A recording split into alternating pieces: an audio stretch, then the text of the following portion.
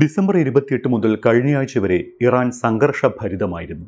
ഇറാനി റിയാലിന്റെ വിലത്തകർച്ചയും മോശം ജീവിത സാഹചര്യവും ജനങ്ങളെ തെരുവിലിറക്കി. രാജ്യത്തിന്റെ 31 പ്രവിശ്യകളിലും പ്രതിഷേധ പ്രകടനങ്ങൾ നടന്നു. ഇതിന് പിന്തുണയുമായി അമേരിക്കയിൽ താമസിക്കുന്ന ഇറാനി രാജകുടുംബത്തിലെ കിരീടാവകാശി റസ പഹ്ലവിയും എത്തിയിരുന്നു. കലക്കവെള്ളത്തിൽ മീൻ പിടിക്കാൻ അമേരിക്കൻ പ്രസിഡന്റ് ഡൊണാൾഡ് ട്രംപും എത്തി. ഒരുപക്ഷെ ഇറാനിലെ ജനകീയ പ്രക്ഷോഭങ്ങളിൽ ആദ്യമായിട്ടായിരിക്കും ഇത്രയും പിന്തുണ ലഭിക്കുന്നത്. സൈന്യവുമായുള്ള ഏറ്റുമുട്ടലിൽ ഔദ്യോഗിക കണക്ക് പ്രകാരം 3000-ലേറെ പ്രക്ഷോഭകർ കൊല്ലപ്പെട്ടു. നിരവധി സൈനികരും മരിച്ചു. അനൗദ്യോഗിക കണക്ക് പ്രകാരം 12,000 പ്രക്ഷോഭകരാണ് കൊല്ലപ്പെട്ടിരിക്കുന്നത്. അങ്ങനെ കൊടുമ്പിരമ്പിയ പ്രതിഷേധം പെട്ടെന്ന് കെട്ടടങ്ങി. എന്താണ് ഇറാനിൽ സംഭവിച്ചത്? ജനകീയ പ്രക്ഷോഭങ്ങളുടെ ചരിത്രമുള്ള രാജ്യമാണ് ഇറാൻ. 1979-ലെ ഇസ്ലാമിക വിപ്ലവത്തിന് ശേഷം മതാധികാര രാജ്യമായ ഇറാനിൽ ജനങ്ങൾ അതുവരെ അനുഭവിച്ചിരുന്ന സ്വാതന്ത്ര്യത്തിന് കടിഞ്ഞാൺ വീണു.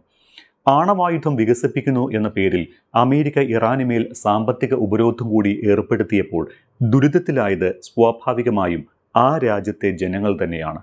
അതിൻ്റെയൊക്കെ പ്രതിഫലനമായിരുന്നു പ്രക്ഷോഭങ്ങൾ. എല്ലാ തവണയും പ്രക്ഷോഭങ്ങളെ ഇറാനിലെ ഭരണകൂടം അടിച്ചൊതുക്കി. ഇത്തവണയും അതുതന്നെ സംഭവിച്ചു. പോരാടിക്കൊള്ളൂ, ഞങ്ങളുടെ പിന്തുണയുണ്ട് എന്ന് സാക്ഷാൽ ഡൊണാൾഡ് ട്രംപ് തന്നെ പറഞ്ഞിട്ടും പ്രക്ഷോഭം തുടങ്ങി 2 ആഴ്ച കഴിഞ്ഞപ്പോൾ ജനങ്ങൾ തെരുവിൽ ഇറങ്ങാതായി. കാരണം മരണഭയം തന്നെ. പുറത്തിറങ്ങിയാൽ കൊല്ലപ്പെടുമെന്ന അവസ്ഥ വന്നു. പക്ഷേ കൊല്ലുക സൈനികരല്ല, ഷിയ ഭരണകൂടം ഏർപ്പാടാക്കിയ സായുധ സംഘങ്ങളാണ്. ഇറാഖി ഹെസ്ബുല്ല ഉൾപ്പെടെ അതിർത്തി കടന്നെത്തി പ്രക്ഷോഭകരെ കൊലപ്പെടുത്തുകയായിരുന്നു ചെറുത്തുനിൽപ്പിന്റെ അച്ചുതണ്ട് അഥവാ ആക്സിസ് ഓഫ് റെസിസ്റ്റൻസ് എന്ന അറബ് സായുധ സംഘങ്ങൾക്ക് ഇറാന്റെ പരമോന്നത നേതാവ് ആയത്തുള്ള ഖമനേയി കൊടുത്ത കൊട്ടേഷൻ.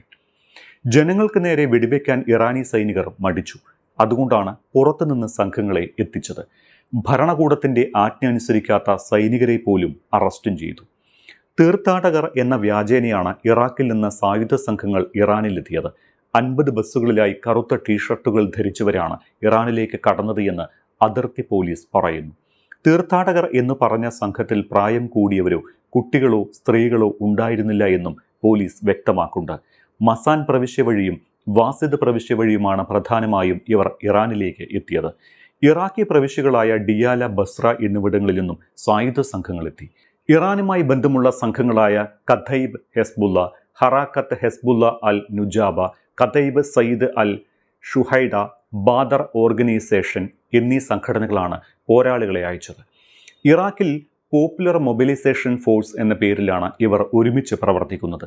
ഇറാനിൽ ആദ്യ ദിവസങ്ങളിൽ പ്രക്ഷോഭം മാത്രമായിരുന്നുവെങ്കിൽ പൊടുന്നിനെ ആയിരങ്ങൾ കൊല്ലപ്പെടുന്നത് ലോകം കണ്ടു. സായുധ സംഘങ്ങളാണ് ഈ കൂട്ടക്കൊലയ്ക്ക് പിന്നിലെന്ന് വ്യക്തം. ഇറാനിലെ ഹംഡൻ പ്രവിശ്യയിൽ ഈ സംഘങ്ങളെ വലിയ ആൾക്കൂട്ടവുമായി കണ്ടെന്ന് അന്താരാഷ്ട്ര മാധ്യമങ്ങളും റിപ്പോർട്ട് ചെയ്തിട്ടുണ്ട്. പ്രക്ഷോഭം നടന്ന 614 സ്ഥലങ്ങളിലും ഇവരുടെ സാന്നിധ്യമുണ്ടായിരുന്നതായും അന്താരാഷ്ട്ര വാർത്താ ഏജൻസികൾ വ്യക്തമാക്കിയിട്ടുണ്ട്. അതിനിടെ കഴിഞ്ഞ വർഷം ജൂണിൽ അമേരിക്കയും ഇസ്രായേലും നടത്തിയ ബോംബാക്രമണങ്ങളിൽ ഇറാനി സൈനികരുടെ മനോവീര്യം നഷ്ടപ്പെട്ടതാണ് പ്രക്ഷോഭകരെ വെടിവെക്കാത്തതിന് കാരണമെന്നും പറയപ്പെടുന്നു. പക്ഷേ സായുധ സംഘങ്ങൾക്ക് അത്തരം തടസ്സങ്ങളില്ല. കണ്ണിൽ കാണുന്ന എല്ലാവരെയും കൊല്ലാൻ ഭരണകൂടം അനുവാദം നൽകിയിട്ടുള്ളപ്പോൾ അവർക്ക് വേണ്ടത് ചെയ്തു കൊടുക്കുന്ന കൂലിപ്പട്ടാളം പിന്നെ എന്താണ് ചെയ്യേണ്ടത്? ഇതോടെ ജനങ്ങളിൽ ഭീതി നിറഞ്ഞു.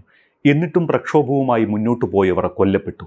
ഒപ്പമുണ്ട് എന്ന് പറഞ്ഞ ട്രംപിനെ മഷിയിട്ട് നോക്കിയിട്ട് പോലും കണ്ടില്ല. അമേരിക്ക ചതിയന്മാരാണെന്ന് അറബ് ലോകത്തെ ചില രാജ്യങ്ങളെങ്കിലും പറയുന്നുണ്ട്. അത് സത്യമാണ് എന്ന് ഇറാനിലെ ജനങ്ങളും വിശ്വസിച്ചു തുടങ്ങി. വീടിന് പുറത്തിറങ്ങിയാൽ മരണമുറപ്പ്. തെരുവുകളിൽ തോക്കുമായി നടക്കുന്ന സായുധ സംഘങ്ങൾ മാത്രം.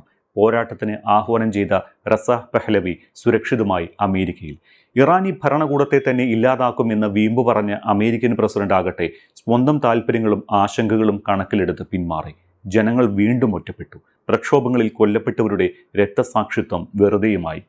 അതേസമയം അസ്വസ്ഥപ്പെടുത്തുന്ന മറ്റു വാർത്തകളും ഇറാനിൽ നിന്ന് പുറത്തു വരുന്നുണ്ട്. അതിക്രൂരമായ നടപടികളാണ് ഇറാനിലെ പ്രതിഷേധക്കാരായ തടവുകാർ നേരിടേണ്ടി വരുന്നത് എന്ന് അടുത്ത വൃത്തങ്ങളെ ഉദ്ധരിച്ച് UK ആസ്ഥാനമായി പ്രവർത്തിക്കുന്ന ഡെയിലി എക്സ്പ്രസ് റിപ്പോർട്ട് ചെയ്യുന്നു. കൊടും തണുപ്പിൽ തടവുകാരെ ഉടുവസ്ത്രമില്ലാതെ തുറന്നുവിടുകയും ഇവർക്ക് നേരെ പൈപ്പിൽ വെള്ളം ചീറ്റുകയും ചെയ്യുന്നതായി അന്താരാഷ്ട്ര മാധ്യമങ്ങൾ റിപ്പോർട്ട് ചെയ്തു. തിരിച്ചറിയാത്ത വസ്തുക്കൾ സിറിഞ്ച് ഉപയോഗിച്ച് ഇവരുടെ ശരീരത്തിൽ കുത്തിവെക്കുന്നതായും റിപ്പോർട്ടിൽ പറയുന്നുണ്ട്. എന്താണെന്ന് പോലും പറയാതെയാണ് ചിലർക്ക് കുത്തിവെപ്പ് എടുക്കുന്നത് എന്നാണ് റിപ്പോർട്ട്. ഇറാനിൽ നിന്ന് പുറത്തുവരുന്ന വീഡിയോകളും അവ്യക്തമായ ഫോൺ സന്ദേശങ്ങളും സ്റ്റാർലിങ്ക് സന്ദേശങ്ങളും സംഭവത്തിന്റെ വ്യാപ്തി എത്രത്തോളം ഭീകരമെന്ന് വെളിപ്പെടുത്തുന്നുണ്ട്. തെരുവുകളിൽ നിരവധി മൃതദേഹങ്ങൾ കുമിഞ്ഞുകൂടിയിരിക്കുന്നതായുള്ള റിപ്പോർട്ടുകളുമുണ്ട്.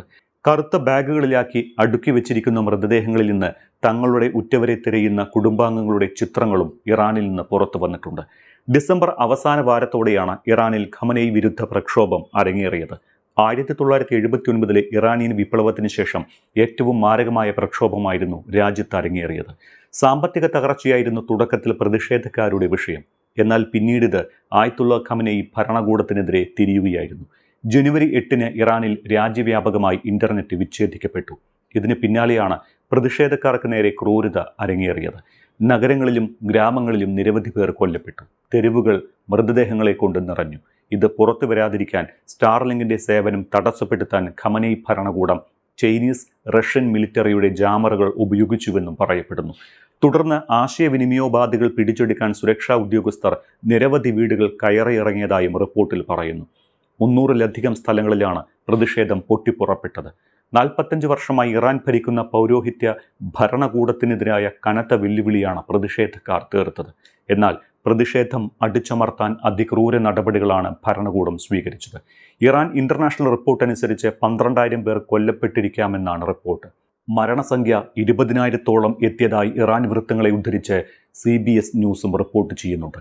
അതിനിടെ US-ഉമായുള്ള സംഘർഷത്തിനിടയിൽ പരമോന്നത നേതാവ് ആയത്തുള്ള അലി ഖമനിയെ ലക്ഷ്യമിടുന്നത് ഒരു വലിയ യുദ്ധത്തിലേക്ക് നയിക്കുമെന്ന മുന്നറിയിപ്പുമായി ഇറാൻ പ്രസിഡന്റ് മസൂദ് പെസഷ്കിയാനും കഴിഞ്ഞ ദിവസം രംഗത്തെത്തിയിരുന്നു. ഏതെങ്കിലും തരത്തിൽ ഇറാനു നേരെ അനീതിയോടെയുള്ള ആക്രമണമുണ്ടായാൽ പ്രതികരണം കഠിനമായിരിക്കും. പരമോന്നത നേതാവ് ആയത്തുള്ള അലി ഖമനിക്കെതിരായ ഏതൊരു ആക്രമണവും ഇറാനെതിരായ ഒരു വലിയ യുദ്ധത്തിന് തുല്യമായിരിക്കുമെന്നാണ് അദ്ദേഹം പറഞ്ഞത്. ഇതിന് മറുഭീഷണിയുമായാണ് ട്രംപ് രംഗത്തെത്തിയത്. താൻ കൊല്ലപ്പെട്ടാൽ അതിന് ഇറാനാണ് ഉത്തരവാദികളെന്ന് കണ്ടെത്തിയാൽ അവരെ പൂർണ്ണമായി നശിപ്പിക്കാൻ നിർദ്ദേശം നൽകിയതായി ട്രംപ് വെളിപ്പെടുത്തി. ഇറാനുമായുള്ള സംഘർഷം വീണ്ടും രൂക്ഷമായതിനിടയിലാണ് ട്രംപിന്റെ ഈ പരാമർശങ്ങൾ കൂടി വരുന്നത്. തനിക്കെതിരെ വധശ്രമം നടന്നാൽ ഇറാനെതിരെ ശക്തമായി തിരിച്ചടിക്കണമെന്ന് ഉപദേഷ്ടാക്കൾക്ക് നിർദ്ദേശം നൽകിയിട്ടുണ്ട് എന്ന് ട്രംപ് ആവർത്തിച്ചു. എന്ത് സംഭവിച്ചാലും അവരെ ഈ ഭൂമുഖത്തു നിന്നും തുടച്ചു നീക്കാനുള്ള ശക്തമായ നിർദ്ദേശം ഞാൻ നൽകിയിട്ടുണ്ട്. ന്യൂസ് നേഷന്റെ കാറ്റി പാവ്ലിച്ച് ടുനൈറ്റ് എന്ന പരിപാടിയിലായിരുന്നു ട്രംപിന്റെ ഈ പ്രസ്താവന. താൻ വധിക്കപ്പെടാനുള്ള സാധ്യതകളുമായി ഈ നിർദ്ദേശം പ്രത്യേകമായി ബന്ധിപ്പിച്ചിട്ടുണ്ട് എന്നും പ്രസിഡന്റ് പറയുന്നു.